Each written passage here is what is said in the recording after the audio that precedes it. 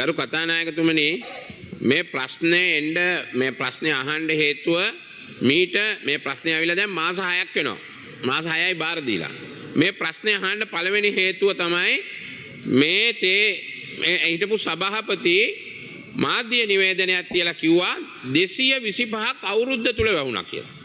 මම තමයි මේ පාර්ලිමේන්තුවේදී අහුවේ මේක අදාහ ගන්න බෑ මේ ආණ්ඩුව ඇවිල්ලා දැන් අවුරුද්දයි 225ක් තේ කර්මාන්තශාලාවල් එක අවුරුද්ද තුල ඇවිල්ලා සභාපති කිව්වේ. ඒ සභාපති කියපු හින්දා තමයි අපි මේ ප්‍රශ්නේ ඇහුවේ මේ එකපාරම 225ක් කොහොමද වැහුනේ කියලා. මේකත් අදාහ ගන්න. මේ සභාපති නැවත අපි පාර්ලිමේන්තුවේදී කිව්වට පස්සේ නැවත රාය මාධ්‍ය සාකච්ඡාවක් තියලා මේක නිවැරදි කරගත්තා. ඒක තමයි මේ පළවෙනි ප්‍රශ්නේ. ඊළඟ එක ඇමතුමා කිව්වා මොකද්ද නොබෙල් ටැග් ගත්ත මොකද්ද හම්බුණා කියලා. මොකද්ද නොබෙල් ටැග් නෙමෙයි. ඕගොල්ලෝගේ ඇමති කෙනෙක් කිව්වේ. නේද? මං හිතන්නේ අපි නෙමෙයි මේවා වරද්දන්නේ. සභාපති වැරද්දුවා එක අවුරුද්දේ තේ කර්මාන්තශාලා 225ක් වව කළා ඒක නිවැරදි කරා. ඇමතිවරයා ගිහිල්ලා නොබෙල් ටැග් හම්බුණා කියලා ජපානයේ අර කතානායකතුමාට නම් හිටපු කතානායකතුමාගේ ලිපිය තාම හම්බෙලා නැහැ ජපානයේ. ඒක හොයනවා තාම කතානායකතුමා. ඒ හිටපු කතානායකතුමා. මේ ඊළඟට ඇමති කෙනෙක් වරද්දලා කිව්වා මේ තේ වලින් නොබෙල් ටැග් හම්බුණා කියලා. ඒ ඇමතිතුමා කර්මාන්ත ඇමති මෙතුමා වැවිලි කර්මාන්ත ඇමති. එක්කෝ මේ ඇමතිතුමාට මේ උත්තරේ දෙන්න ඕන.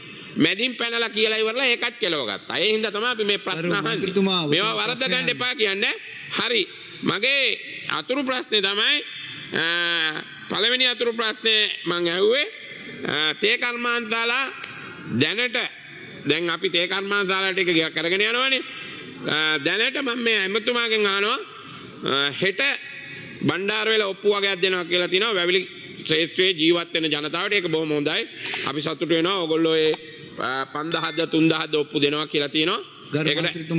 ඒකට අපි සතුටු වෙනවා. මගේ ඊළඟ අතුරු ප්‍රශ්නේ තමයි දැන් මේ වැවිලි කර්මාන්ත ක්ෂේත්‍රයේත් එක්ක කතා කරනකොට ඇමතුමා හැම ආණ්ඩුවකින්ම වතුකරේ ජීවත් වෙන ජනතාව පඩි වැඩි වීමක් ඉල්ලුවා. තාම මේ ආණ්ඩුව ඇවිල්ලා අවුරුද්දයි දැන් ඔබතුමා වැඩ බාරගෙනත් මාස 11යි. තව වෙනතුරු වතුකම් කරුවන්ගේ වැටුප් වැඩිවීමක් වෙලා නැහැ. ඒ වතුකම් කරුවන්ගේ වැටුප් වැඩිවීම ගැන ඔබතුමා මොකද්ද කියන්නේ? මේ අවුරුද්දේ හරි වතුකම් කරුව ජනතාව විශාල ප්‍රමාණයක් බලාගෙන ඉන්නවා මේ වැටුප් වැඩිවීම සම්බන්ධව. අනේකට පොඩි උත්තරයක් දෙන්න කියලා මගේ පළවෙනි අතුරු ප්‍රශ්න. හොඳයි ගරු කතානායකතුමනි අතුරු ප්‍රශ්න ඇතුලේ හතුරු ප්‍රශ්නක් තියෙනවා මේකේ. දෙකම වර්ගේ තියෙනවා. එහෙනම් ඒවට මම පැහැදිලි කරන්න සූදානම්. එකක් මෙතුමා කිව්වා වගේ තේ කර්මාන්තයේ කර්මාන්තශාලා සම්බන්ධයෙන් අපේ කුඩා තේ වතු සංවර්ධන අධිකාරිය සභාපතිතුමා පැහැදිලි කිරීමක් කළා. ඒ පැහැදිලි කිරීමේදී එතුමාගේ අතින් කියවනු වැරද්දක් තිබ්බා. ඒක එතුමා ඊට පහුවෙන්ද ඒක මාධ්‍ය සාකච්ඡාවක් තියලා නිවැරදි කළා. එතකොට හරි විදියට නම් මේ ප්‍රශ්නේ දාන්න ඕනේ නෑනේ නිවැරදි කරාට පස්සේ. නමුත් ප්‍රශ්නේ දැම්මා. ඒක ඔබතුමාගේ අයිතිය. ඒකට ප්‍රශ්නයක් නෑ. ඒ වගේම දැන් මෙතන අපි පැහැදිලි කරා තේ කර්මාන්තයේ සම්බන්ධයෙන් අපේ රටේ කර්මාන්තකරුවෙක් ගිනස් වාර්තාවක් ලැබුවා. ඒක මම හිතනවා විපක්ෂයට සතුටට කාරණයක් විය යුතුයි කියලා. ඔබතුමාලත් ඇගීමට ලක් කළ යුතුයි කියලා. ඒවට වචනයක් කිව යුතුයි කියලා. මොකද අපේ රටේ විදේශ විනිමය ලැබෙන විශාල ශේෂ්ත්‍රයක් තේ ශේෂ්ත්‍රය. ඒක ලෝකයේ ඇගීමට ලක් වීම අපි කාටවත් සතුටට කාරණයක්. ඉතින් ඒකයි මම හිතන්නේ ප්‍රකාශයට පත් කරන්න ඕනේ කියලා. ඉතින් ඒක නොවන එක තමයි එක පැත්තකින් කාරණේ. කොහොම නමුත් දැන් ඔබතුමා එකක් දැන් කර්මාන්තශාලා ගැන අහන්න නිසා ඉතින් අපේ රටේ කර්මාන්ත ශාලා වැහෙන හේතු තියෙනවා. මම දන්නවා මෙතන තේ කර්මාන්ත සම්බන්ධයෙන් හොඳට දන්න ඇමතිවරු මේ හිටපු ඇමතිවරු ඉන්නවා. ඔබතුමාලා අපේ මනෝගණිත මන්ත්‍රීතුමාලා මේ ශේෂ්ත්‍රය දන්නවා. ඉතින් හොඳට දන්න කාරණා. දැන් අපිට පෙරහිදත් අපේ කර්මාන්ත ශාලාවක් මස්කෙලියේ ගිනි ගත්තා. උඳුනේ ඇති වෙච්ච දෝෂයක් නිසා මස්කෙලියේ ලක්ෂපාන කර්මාන්ත ශාලාව ගිනි ගත්තා. ඉතින් ඒ වගේ වැහෙනවා. සමහර ඒවා කළමනා කරන දෝෂ සහිතව වැහෙනවා.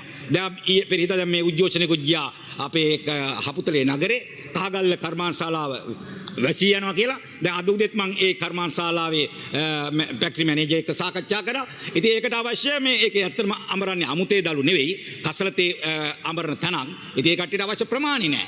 කම්කරුවන් හිඟයක් තියෙනවා. 155ක් ඉන්න ඕන තැන 20යි ඉන්නේ. ඉතින් ගෙනියන්න බෑ. ඒවා ඉතින් බේරන්න ඕනේ. නමුත් අපි මේ රටේ කර්මාන්තය ආරක්ෂා කරන්න කටයුතු කරනවා. ඒ වගේම ඔබතුමාගේ අර අතුරු ප්‍රශ්නේ සැබෑ අතුරු ප්‍රශ්නෙට මම මේ උත්තරේ දෙන්නේ. ඔබතුමා ඇහුවා මේ වතුකරේ ඉන්න ජනතාවගේ සැබෑ ප්‍රශ්න වලට උත්තර දෙන සම්බන්ධයෙන් ඔව් අපි ඔබතුමාටත් ආරාධනා කරලා තියෙනවා. මනෝගණිත මන්ත්‍රීතුමාටත් ආරාධනා කරලා තියෙනවා. ජනාධිපතිතුමාගේ මූලිකත්වයෙන් මේ වෙන 12 වෙනිදා බණ්ඩාරවල මහජන ක්‍රීඩාංගණයේදී මෙරටේ වැවිලි ශේෂ්ත්‍රයේ අපේ විශේෂම ලයිම් කාමරවල ඉන්න මලේගම් ප්‍රජාව වෙනුවෙන් අපි නිවාස 2056ක් ලබා දෙන්න සැලසුම් කරලා තියෙනවා හිමිකම් පත්‍රය. විශේෂම ස්තුතිවන්ත වෙනවා මම මේ මොහොතේ ඉන්දියාවට ඉන්දියානු ආධාරයේ යටතේ තමයි ලබා දෙන්නේ. ඔප්පුව ලබා දෙන්නේ එදාම නෙවෙයි. ඔප්පු ලබා දෙනවා අපි සංකේතවත් වශයෙන් කීප දෙනෙකුට 237ක් ඔප්පු ලෑස්ති කරලා තියෙනවා. එයින් අපි පිරිසකට අපි ඔප්පු ලබා දෙනවා. ඒ වගේම මේ නිවාස කියන එක මම පැහැදිලි කරන්න ඕනකම තියෙනවා. 2056කට නිවාස ලබා දෙනවා. ඉන්දියානු රජයයි ලංකා රජයයි දෙකම ඒකාබද්ධ වෙලා. ඒ සඳහා එක නිවාසයක් හදන්න ගරු කතානායකතුමනි ලක්ෂ 32ක් අපි වැය කරනවා.